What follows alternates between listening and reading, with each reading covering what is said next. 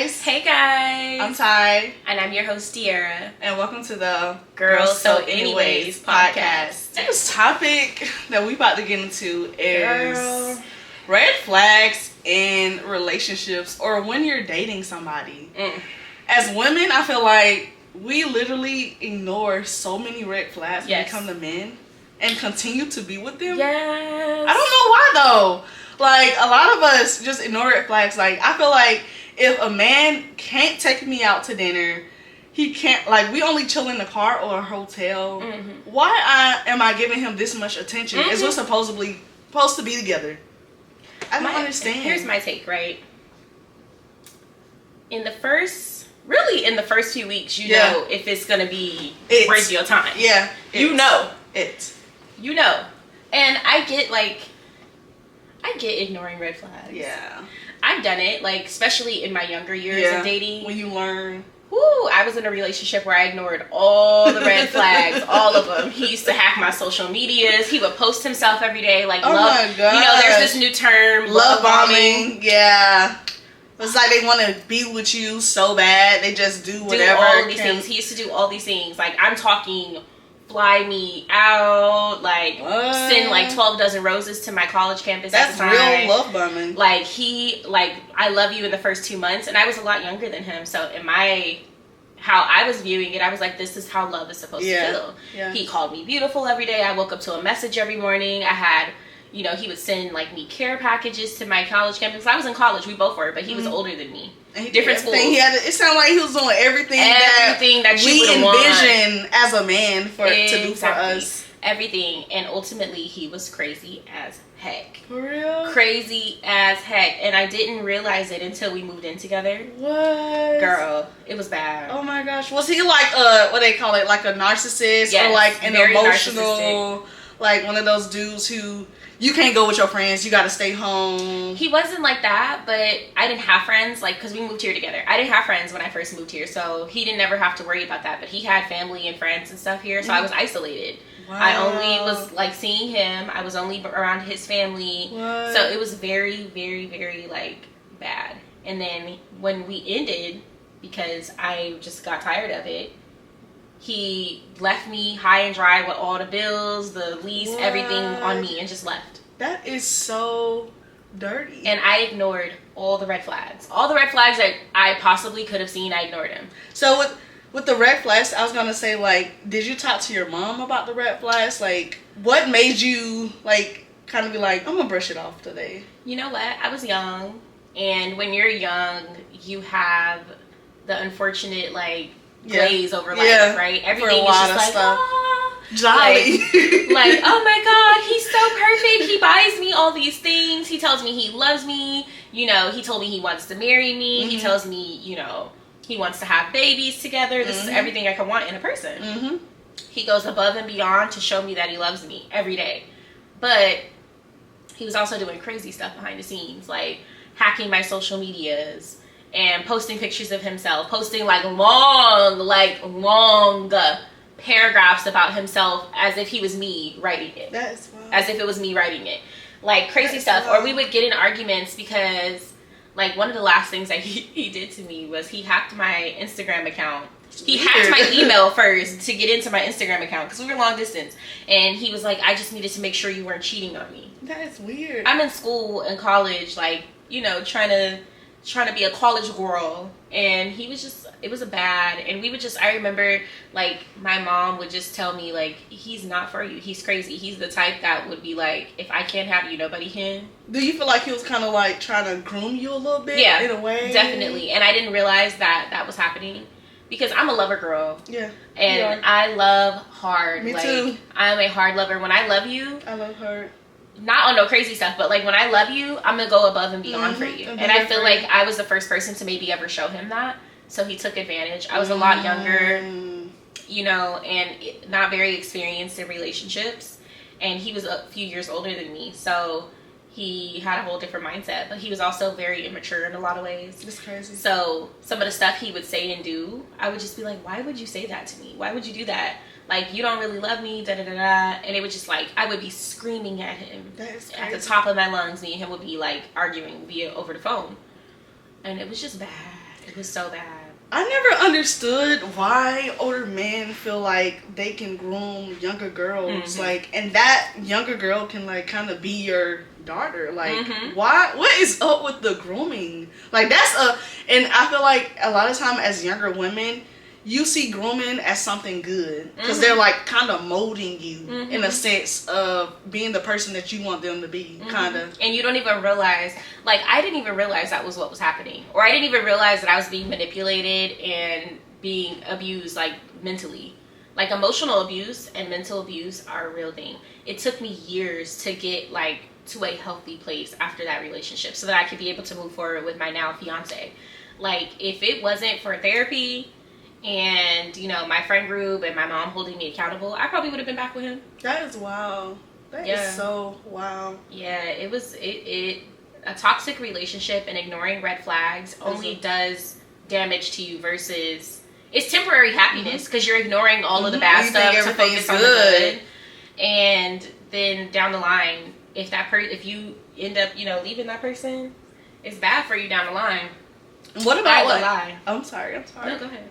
I was about to say, like, another thing I was thinking about is, like, ignoring red flags, like, with men who are either married or women who are married already. Yes. And we see the signs a lot, but we fail to, like, acknowledge them. Why? I don't know if we're because we're scared or we just don't want to talk about it or we just want to, like, oh, he's with me. I want to sweep it under the rug for now. Like, I don't understand, like, why as women, why are we like that? Is it because we want to be with someone? Like, I don't know. I think a big part of it is when women see the potential, or even men see potential in a partner. Yeah. They cling to that. That's all I, hold on you know, to it. It's so many possibilities of what we could be. But you have to also remember that same potential you're seeing in that person, his wife or his husband or her husband saw that when they got married and they're married. It's a commitment under God, in front of your family, friends, and loved ones.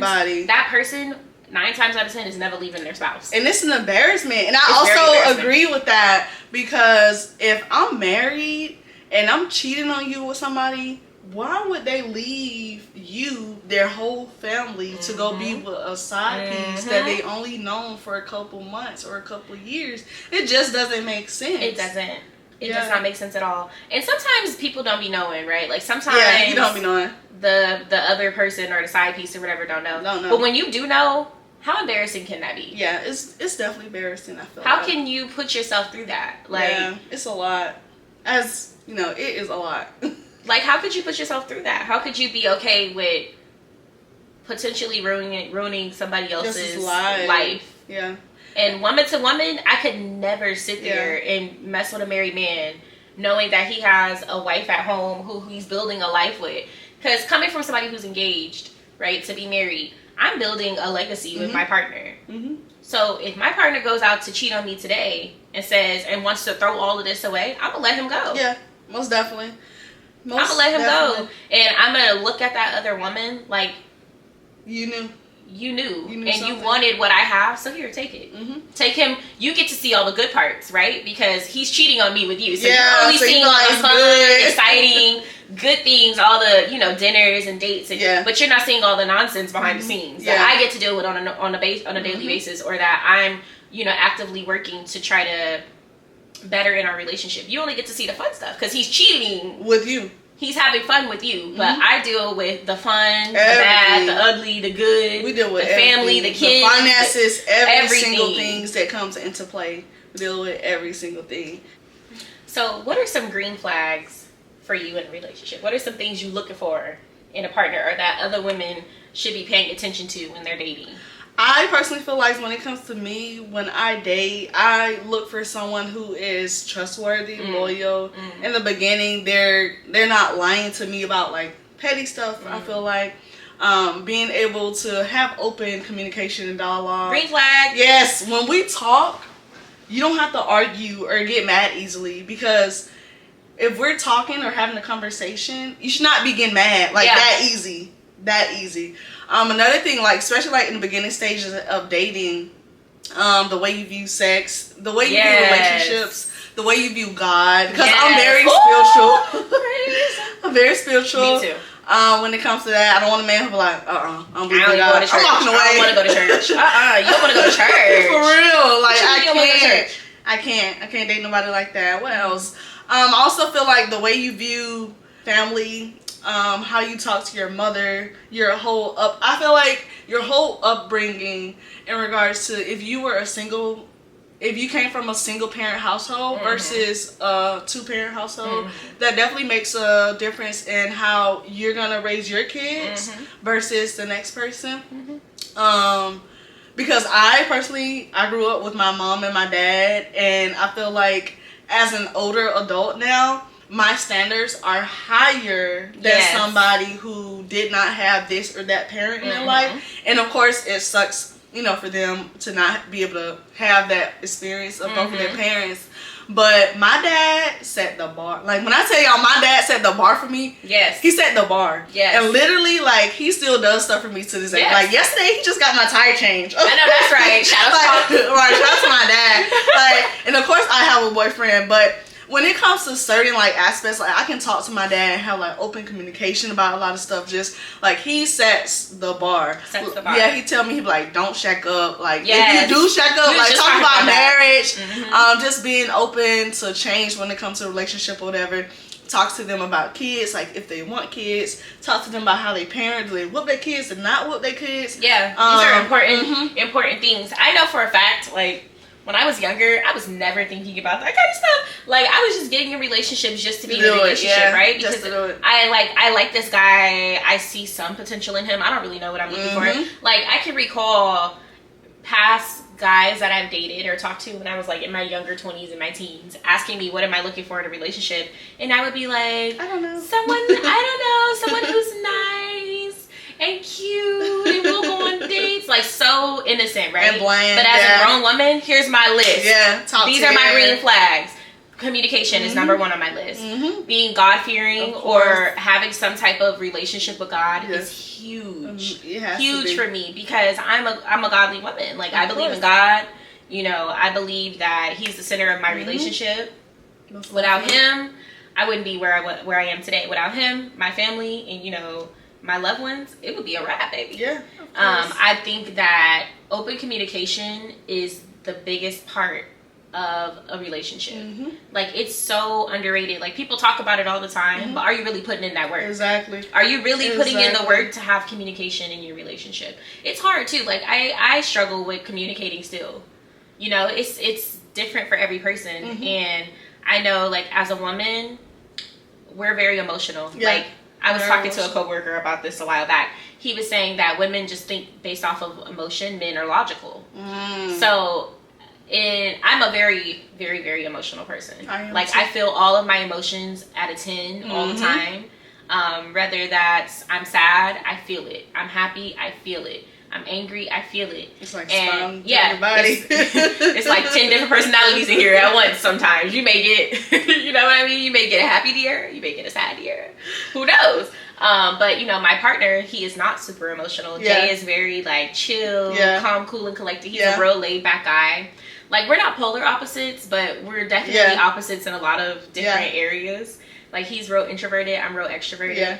I'm emotional, I'm loud. I be like, energetic all the time. And he be looking at me like, girl, can you please take it down 30 notches? Not 10, not 20, but 30. Like, you up here, I'm down here. And I've had to, like, be able to find our balance so that we can learn to communicate better.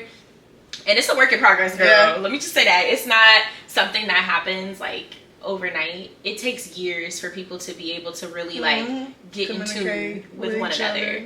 Like one of our mentors, he's been married for like 30 years, like a long time, and he tells us all the time that it took him and his wife like literally decades to be able to get to where they are now. And if they wouldn't have put in that work, put in that communication, had God at the center of their relationship, they probably wouldn't have made it. And marriage is not easy. And I feel like our generation is so quick to like give up on marriages. But all at the same time, our grandparents and like our parents, they stayed together. They stayed together. They did. And there was probably things we didn't know about. Times were different back then. Of course. I feel like now with women being so progressive and us being able to like do things that our grandparents and our mothers probably were not, it's it's easier for a woman to be like, this is what I want, and if you can't give me this, then bye. Yeah. You know? Yeah, instead of sticking with it and trying to work together. through it and grow. You know, kind of agree, like, in the relationship that I'm in right now, like, we're opposites, but we, like, kind of balance each other. Yeah. He's very, I would say, Akil's very outgoing. We'll go somewhere, and he'll be talking to a couple, and I'll go over there and start talking to. I'm more, like, an ambivert. I can be, like, in my shell sometimes, and I can be outgoing when I need to be. But I can say I'm, like, the little balance of both. To be quiet sometimes and be chill, outgoing. Whatever the mood is, it's just who I am. Yeah. And when it comes to our relationship, in the beginning, I would say, like, as far as communication, we weren't as good. And us being able to talk made a big difference in who we are now. Yeah. Yeah. And we're very open-minded and very talkative about a lot of things that I feel like a lot of couples don't even talk about nowadays. Just being able to talk about marriage, being able to talk, because he's a stepfather to my daughter, of course. Being able to talk about, like, parenting. I'm like the soft mom. Like, I like to love. You're such a baby. I don't mind her talking like a baby, but, like, now, like, we have talks, like, me and him have talks, and we're like, we could have to get Bree to a stage where she don't talk to a baby, because we know she's about to be 7. And it's like, to me, she's still my baby technically, and to him, it's like being able to talk about certain things is very, like, important, like, in a relationship, and being able to get to different milestones in a relationship is, like, amazing. It is. And I feel like we just grew into, like, this good couple now, so it's like we don't even be going through shit for real. Like, we just laugh a lot, we joke, we're goofy together. We're just, like, the perfect match for each other. We're like, and even in bed, I be pouring water. Like, we just be doing stuff together. We're like a little kid that's together, but, like, we're grown people. Like, it's so cute. I love that. I love it. But those are the type of relationships that you want. Yeah, that's the type of vibe you want with your partner. Yeah. I know for Jay and I, when we first started dating, Jay was never supposed to be my man, for real. He's gonna kill me for saying this. You know, it was just like a little But then we realized, like, hey, I kind of like you. Yeah, we like each other. Okay, let's see where this goes. And then, you know, we dated for a year or two, and then by year 3, I was like, look, what we doing? What are we doing? And guess what? That year, I got a ring. I was not playing with him. I told him, what are we doing? Because I'm not going to keep doing this. Like how you were talking about shacking up. I'm shacking up, baby. Yeah. Learn my lesson with that. Never doing that again. I said, and we come from the same background. Like he grew up in a Christian household. His mother is a very, like, spiritual woman. She's very much so in her church. She's all about God, and she instilled that in her son. And I'm so thankful, because it's not a lot of men left like my man. It's good. He is a man who works hard. Yeah. He goes to work. If he don't go to work, he be having an attitude. I'm like, boy, take a day off. Like, enjoy the fruits of your labor, you know? So, I'm blessed. He's a good man. He takes care of his house. He takes care of me. Everything. He caters to my emotional ass all the time. I'd be like, oh my God, I'm such a, like, God, get your emotions under control. But I can't. They just be like, like, you know, a little jacket box. You know, the jacket or crack box, the one that be like exploding. Oh yeah, that's my emotions all the time. Just like, it's a hot mess. But I'm thankful. And if it wasn't for us, like, building trust in the beginning of our relationship and still working on our foundation, I don't think we would have lasted. Like, it probably would have been downhill. Because I was toxic, baby. I'm proud of y'all. I was toxic. I had to grow up and realize that this is a good man. Yeah, this is a good man. Yeah. You could lose this man because you are toxic, and you don't know how to communicate properly. You don't know how to do this properly. I had to grow in my faith, grow as a woman, become more submissive. Yeah. Because I am a very independent and strong woman, direct woman. I'm very assertive, and sometimes it be hard. Like, you got to remember, like, chill, dear. Calm down. Calm down a little bit. Me and him was just talking about this yesterday, because when I speak, it can be very direct. It's not meant to be rude, but I'm just pretty assertive, right? And he was like, you just be so, like... Right there. Just put it out there. Like, calm down a little bit. And it's because I'm a person who's very direct. Not that he's not direct. He's just real chill. Yeah, the way he say it. Yeah. Or your approach, I would say. And for him, that's a red flag. So I have to learn, and I'm still learning how to take that red flag and turn it to a green flag. What can I do to better this, you know? Or better yourself as a person. As a person. Yeah. And it's work, but I feel like in relationships, it's a revolving door of like doing the work. It's never going to be like, okay, we've gotten it down pat and now we're just going to leave it and figure it out another time. You have to keep going with relationships, because if you don't, it won't work. I feel like another thing that you said but you didn't kind of say it, was accountability. Yeah. Like knowing as an individual, what am I messing up in? What should I do better in this relationship, or as a person as a whole? Me, a lot of things like this year, I had to learn accountability. I would say, like, in regards to accountability, like, we as grown women have to take accountability for our actions. I used to think that I was, like, the perfect person who didn't do anything. Like, for example, one thing that I do, like, when Akil be talking, sometimes I'll just be walking away. Girl!